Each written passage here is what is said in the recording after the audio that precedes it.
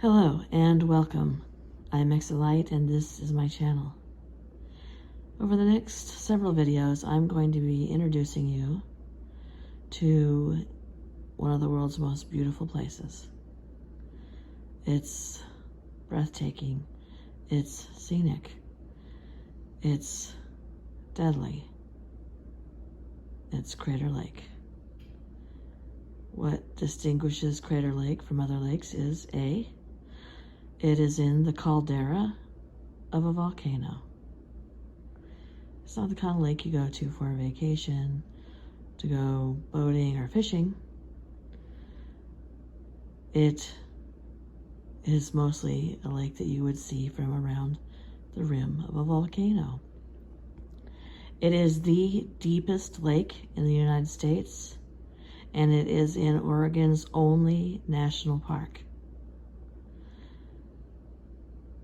Crater Lake has a history of people going missing without a trace.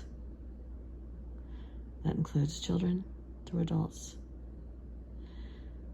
People who have gone missing and been found later in bizarre circumstances, including Charles McCullough, who was found,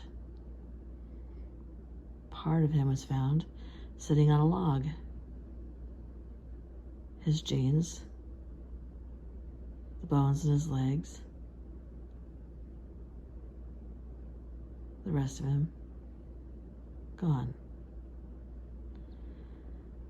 It includes Indian folklore and legends about Bigfoot, about a devil in the lake, and about Crater Lake's version of the Loch Ness Monster. This lake is known for murder, spontaneous suicides, airplanes and helicopters crashing into the sides, people falling off the cliffs of the volcano. And for me, it is a very personal, has a very personal place in my heart.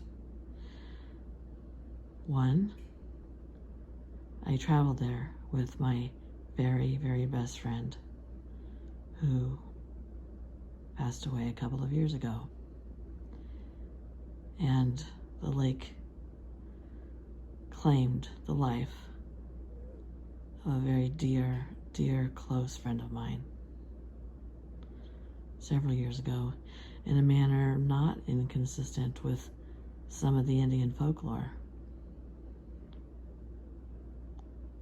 Troubling, yet beautiful. And I'm going to introduce you to her, Crater Lake, over the next several videos. So, if you would like to be notified when these videos go live, please click that bell so you can be notified. If you'd like to be subscribed and you're not, please go ahead and do that.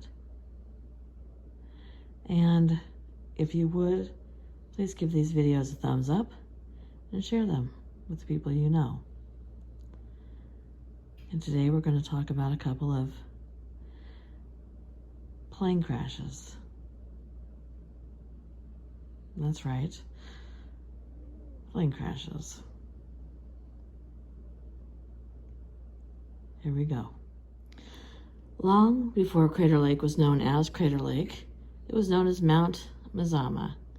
And about 6,850 years ago, Mount Mazama, a stratovolcano, collapsed to produce Crater Lake, one of the world's best known calderas. The caldera is about 6 miles wide.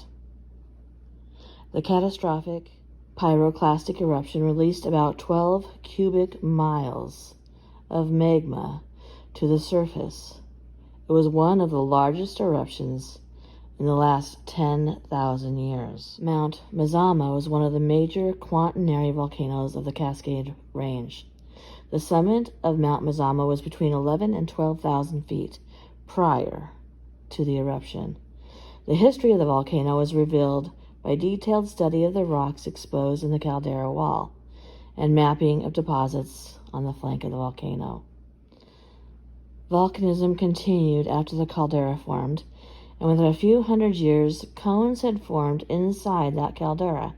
Eventually, the crater filled with water, and then Wizard Island is on top of one of those cones. Wizard Island is one of the sites that people go to Crater Lake to see. The Klamath Indians believe that the Crater Lake is a sacred place and a crossroads between the Skell, which is the spirit of above, and their version of the devil, which is the spirit of below, named Lao, I think. Llao. If it's incorrect, please forgive me and feel free to tell me. Now, according to the lore, great battles between Skell and Lao occurred. Skell dismembered Lao and threw his limbs into the lake. Monsters ate all but Lao's head. So the lake still holds Lao's evil spirit, and he haunts Wizard Island, where souls of the wicked are banished to. The Klamath people say that Lao snatches people off the rim of the crater, and if one stares into the lake too long, they'll be memorized into a deep sadness and lured to their death. This is where I'm going to input the story of my dear, dear friend who died in Crater Lake. This is how it's written on many websites and in the newspaper when she passed away. And it goes like this. A woman falls 700 feet to her death at Discovery Point at 3:20 p.m. I just want to say that we were originally informed that she had fallen up to 1,500 feet below. The only eyewitness besides her 3 children, one who was 16, one who was 7, one who was 5, I'm going to leave their names out, was a former park ranger who saw the fall, coincidentally, from Wizard Island. His name was Bruce. The body of my friend wasn't recovered until the next day. And what happened was, her and her children had walked out beyond the warning signs to a narrow, rocky, spine-like ridge so that they could get a better view of Wizard Island. The mother was holding the youngest child when she lost her footing. The woman tossed the youngster to her teenage son as she fell to her death.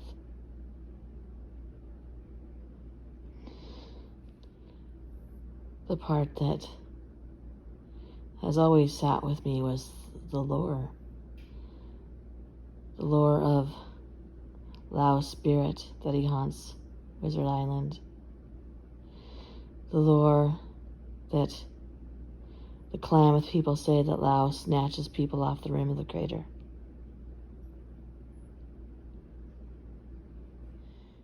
In the summer of 1970, a man named Dave Panabaker got a job as a seasonal ranger at Crater Lake. Over that summer, he heard about an interesting but very little-known sight in the park. A dark blue Grumman F-6F Hellcat fighter that had crashed there a month or two after World War II had ended. The old Navy fighter, he heard, had hit hard and fierce, and everyone assumed that the pilot was long dead. No one had gone to check. One of its machine guns was actually embedded into the cliff's face, and the blue wing with its white star insignia was clearly visible through the underbrush. It was a relatively short and very doable hike to go see it, which makes it strange that nobody ever went down there to retrieve the body. So Panabaker, on his day off, put on his boots and set out on this hike. Unfortunately, while he was hiking, he got lost. Couldn't find the crash site. And rather than just continue hiking and looking around, he decided to sit down on a log and think through what his options would be and what would most likely get him back to safety and civilization. But while he sat there, he suddenly got this gut-wrenching feeling that somebody was watching him. So he looked up suddenly, and he locked eyes, or eye sockets, with a human skull that was staring straight at him from under a nearby log. There is no description of how Panabaker reacted, but one can only imagine that it was with terror. He was already lost. He didn't know how to get back, and he was just confronted with a human skull. Panabaker did find his way back out of the forest, and he brought the skull with him. The chief ranger wasn't too happy with me, he's quoted as saying, when I talked to him in his office and pulled the skull out of my pack and put it on his desk. A Whidbey Island Naval Investigative Team came to the park a few days later, he said. The Navy authorities had to identify the skull using dental records, and it was, in fact, 22-year-old ensign Frank Lupo. Lupo, who was a New Jersey native, had been part of a squadron of Hellcats flying from Redmond to Red Bluff, California in December of 1945. There had been 7 of them, and they had been struggling a bit with the weather, and the cloud ceiling was at about 6,000 feet, which was less than 2,000 feet above the rugged terrain they were flying over. The ceiling steadily lowered until the planes were only 500 feet above the treetops. Then, snow and mist closed in, and the pilots could no longer see the ground. They were flying using their instruments now. And when they finally emerged from the snow and the fog, there were only 6 of them. The Navy did return Lupo's skull to his still surviving mother, who was able, after 25 years, to bury what was left of her son. The next story is, on February 26, 1975, Jean Nunn drove to the airport in Klamath Falls and dropped off her husband, Dave, along with her daughter and grandchild. Dave was flying the 2 back home to Salem, Oregon, on his blue Cessna 182. 2 17-year-old student pilots, Jim Pryor and Matt Perkins, were going along so they could pick up some flight hours. The plane landed in Salem as planned, and then Dave, Jim, and Matt got back into the Cessna for the very short flight home to Klamath Falls. Jean said she had a strange feeling. A feeling odd enough and that chilled her enough that she went to bed early that night. Very early. Here she's quoted as saying, I woke up at 9:30 p.m. with a sensation of a hand on my leg. She recalled this in a news interview. She said, I looked at the clock. I knew. I called the airport and told them that the plane had gone down at 9:20 and that he had died at 9:30. They confirmed that they had lost the plane off the radar at 9:20 at 11,000 feet. Jean may have known in her gut, in her heart, but nobody else did yet. And eventually, when they sent search parties to hunt for the wreckage, it was in vain. Some people speculated that perhaps the plane had crashed into the lake. 7 years later, on July 5th, 1982, a hiker just outside the park boundary near what is known as Huckleberry Campground spotted what he thought looked like badly mangled wreckage of some sort. And it was. It was the wreckage of a small airplane. And when he approached the airplane, he found 3 skeletons in the cabin. Jean had been right. Investigators went, and they soon confirmed that it was Dave, along with Jim Pryor and Matt Perkins, by looking through their wallets. Strange, because in Dave's wallet, they found a folded piece of paper on which he had scrawled, "Lose not thine airspeed, lest the ground rise up and smite thee."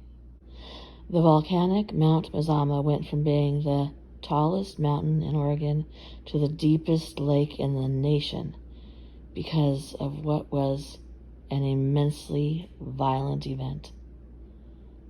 While the volcano has been still since it became the body of water it is now, some remnants of its past still sleep in its depths. In 1945, the lake began burping up gas clouds of blue smoke. In 1990, a series of earthquakes rumbled around the area. Apparently, this volcano isn't as dead as originally suspected. Like I said, over the next several videos, we're going to be talking about mysterious disappearances, mysterious murders, spontaneous suicides, Bigfoot sightings, Loch Ness Monster sightings, some more history of the lake. And if you're interested in that, please click that bell so that you can be notified. Also, if you'd like to be subscribed, please go ahead and do that. And like this video, please give it a thumbs up and share it with your friends. Tell people about it. It really, really, really helps. And thank you for coming.